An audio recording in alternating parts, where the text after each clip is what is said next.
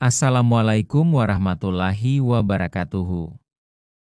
Pagi itu suasana di kantor Satpas, Satuan Penyelenggara Administrasi SIM, di pinggiran kota cukup ramai. Banyak warga yang antre untuk memperpanjang maupun membuat SIM baru. Di antara kerumunan itu, tampak seorang siswi SMA bernama Nadia, berusia 17 tahun, mengenakan seragam putih abu-abu lengkap dengan dasi hitam. Ia datang ditemani sepupunya yang lebih tua, karena hari itu adalah jadwal ujian praktik untuk pengambilan SIM C. Nadia terlihat gugup tapi bersemangat. Ia sudah berlatih mengendarai motor berhari-hari agar bisa lulus tes tanpa masalah. Namun, sebelum namanya dipanggil, datanglah seorang polisi berbadan tegap dengan wajah angkuh, bernama Bribka Rudi. Dek, mau bikin SIM ya? Mau cepet lulus nggak? Tanyanya sambil menyeringai. Suaranya cukup keras hingga beberapa orang di antrean ikut menoleh. Nadia menatapnya bingung.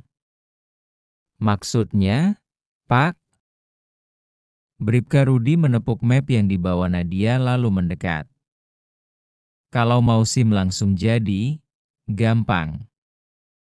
Tinggal setor, 3 juta. Kalau enggak, siap-siap aja dipersulit. Bisa-bisa gagal ujian terus. Nadia tertegun. Orang-orang di sekitar pura-pura tidak mendengar, tapi jelas banyak yang tahu praktik kotor seperti itu sudah sering terjadi, namun Nadia bukan tipe siswi yang gampang ditindas. Ia menarik napas panjang, menatap tajam polisi itu, lalu berkata dengan suara lantang, "Pak, saya datang ke sini untuk ujian resmi, bukan untuk dipalak." Bribka Rudi tersenyum sinis, lalu menekan bahunya dengan kasar. Mulutmu jangan besar, Dek. Kalau berani menolak, lihat saja akibatnya. Suasana di ruang tunggu mulai menegang. Sepupunya mencoba menenangkan, tapi Nadia justru berdiri tegak, tatapannya semakin tajam. Ia merasa harga dirinya diinjak, dan detik itu juga ia memutuskan tidak akan tinggal diam. Apakah kamu mau saya lanjutkan langsung ke bagian 2 sekarang? Atau mau simpan dulu biar saya bikin sambungan perbagian setiap kali keabaik? Saya lanjutkan ke bagian 2 ya. Bagian 2, arogansi yang memancing emosi Bribka Rudi semakin menjadi-jadi. Ia sengaja berbicara keras agar semua orang mendengar. Dengar baik-baik, Dek. Kamu pikir bikin SIM itu gampang? Kalau nggak ada uang pelicin, sampai kapanpun kamu nggak bakal lulus. Polisi di sini semua ikut aturan saya. Ucapnya pongah sambil menepuk dada. Beberapa warga yang menunggu antrean menunduk, pura-pura sibuk dengan ponsel atau berbisik-bisik. Mereka jelas tidak berani ikut campur. Meskipun sebagian terlihat geram, Nadia mengepalkan tangannya.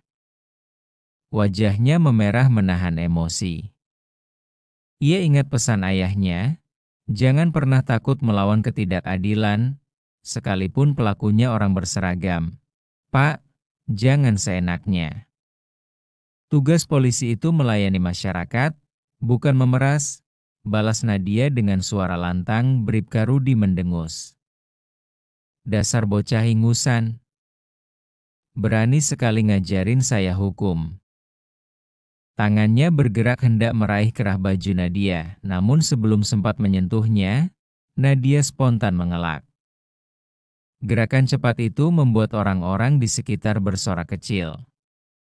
Sepupunya ikut berdiri, bersiap melindungi, tapi Nadia tidak bergeming. Tatapannya tajam menantang. Kalau Bapak mau paksa, jangan salahkan saya kalau saya melawan. Katanya tegas. Kalimat itu membuat Bribka Rudi makin murka. Dengan kasar ia menjatuhkan map milik Nadia ke lantai dan menendangnya ke arah pintu. Suara berkas berhamburan membuat ruangan semakin hening. Semua orang menahan napas. Situasi nyaris meledak. Dan saat Bribka Rudi melangkah maju, Nadia sudah bersiap dengan keberanian yang jarang dimiliki gadis seusianya. Mau saya teruskan langsung ke bagian 3 biar konflik fisiknya mulai pecah? Siap. Saya lanjutkan ke bagian 3. Bagian 3, saat harga diri dipertaruhkan, Bribka Rudi melangkah cepat mendekati Nadia. Wajahnya merah padam, nadanya membentak, "Bocah kurang ajar. Berani sekali menantang aparat." Tangannya terangkat, seolah hendak mendorong bahu Nadia. Tapi di detik itu juga, Nadia yang sudah berlatih bela diri di sekolah langsung bergerak refleks. Ia menepis tangan kasar itu dengan keras hingga tubuh Bribka Rudi sedikit terhuyung, suasana sontak ricuh. Beberapa orang menahan napas, ada yang bersorak kecil tak percaya melihat seorang siswi SMA berani melawan polisi. "Pak, jangan keterlaluan. Saya punya hak sebagai warga negara. Jangan pikir saya takut hanya karena Bapak pakai seragam." Suara Nadia bergetar, bukan karena takut, melainkan karena marah. Bribka Rudi makin terbakar. "Kurang ajar. Kau pikir siapa dirimu? Hah?"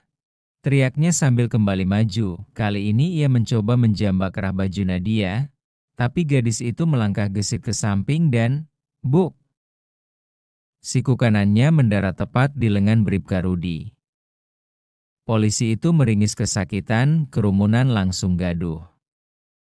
Ada yang bersorak pelan, ada juga yang ketakutan insiden itu bakal berakhir fatal. Sepupu Nadia panik. "Nat, udah, jangan dilawan.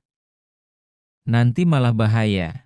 Katanya mencoba menariknya mundur, namun Nadia tetap berdiri tegak, matanya menatap lurus penuh keberanian. "Aku nggak akan diam kalau diperlakukan kayak gini. Sekalipun dia aparat, tetap saja salah kalau memeras." Bribka Rudi, yang kini makin dipermalukan di depan umum, menggeram. "Oke, Dek. Kau minta masalah. Sekarang kau rasakan akibatnya," katanya sambil menggertakkan gigi, lalu melangkah maju dengan wajah penuh amarah. Ketegangan pun mencapai puncaknya. Semua orang menunggu, apakah siswi SMA itu akan tunduk, atau justru membuat polisi arogan itu menelan malu lebih dalam. Mau saya lanjutkan langsung ke bagian 4 biar bentrokan mereka benar-benar pecah? Bribka Rudi maju dengan langkah besar, wajahnya sudah tidak bisa menahan amarah. "Kau kira aku takut sama bocah ingusan?" Bentaknya sambil berusaha meraih lengan Nadia, tapi gadis itu sudah siap. Dengan gerakan cepat, Nadia menepis tangannya dan langsung memutar tubuh. Dor! Sebuah tendangan ke arah perut membuat Bribka Rudi terhuyung ke belakang. Kerumunan sontak bersorak kecil. Ada yang berteriak, ada yang menutup mulut tak percaya. Seorang siswi SMA benar-benar berhasil menghajar polisi yang selama ini ditakuti banyak orang. "Woi, Bribka Rudi dihajar cewek kecil," bisik salah satu warga sambil merekam diam-diam dengan ponselnya. Bribka Rudi merintih sebentar, lalu berdiri dengan tatapan penuh dendam.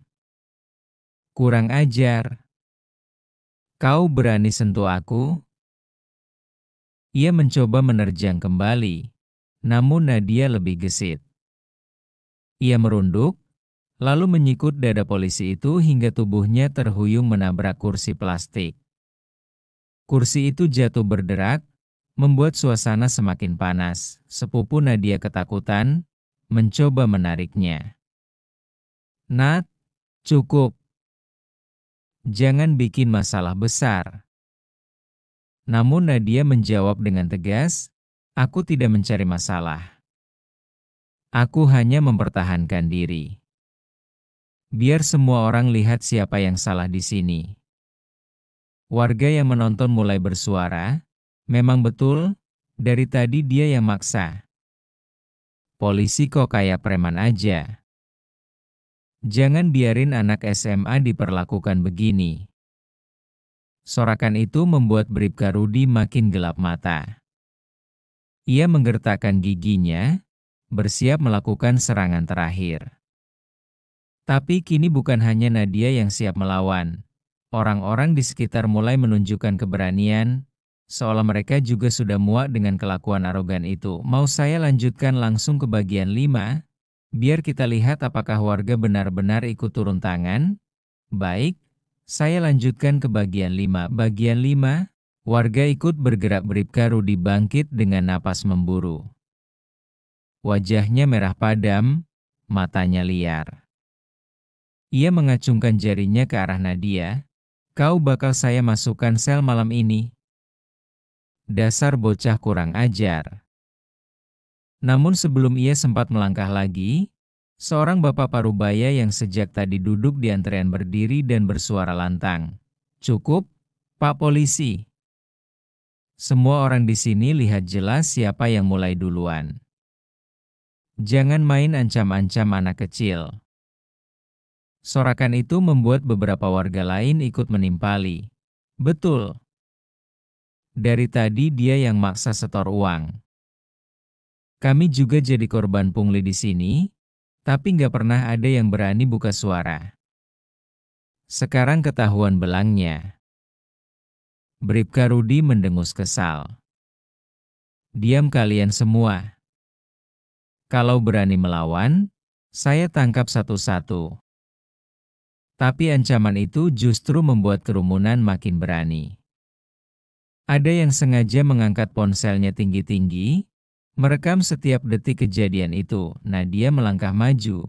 Suaranya tegas, "Pak, rekaman ini akan jadi bukti. Kalau Bapak berani macam-macam lagi, video ini bisa langsung viral. Lihat saja, siapa yang bakal dipermalukan." Ucapan itu bagai cambuk yang membuat suasana semakin panas. Bribka Rudi terdiam sejenak, tapi jelas amarahnya belum padam. Ia merasa harga dirinya diinjak, apalagi di depan orang banyak. Tiba-tiba ia meraih tongkat kecil di pinggangnya, seolah siap mengayunkan. Orang-orang langsung mundur ketakutan. Namun, Nadia sama sekali tidak bergeming. Sepupu Nadia berbisik panik, "Nat, hati-hati. Dia sudah keterlaluan."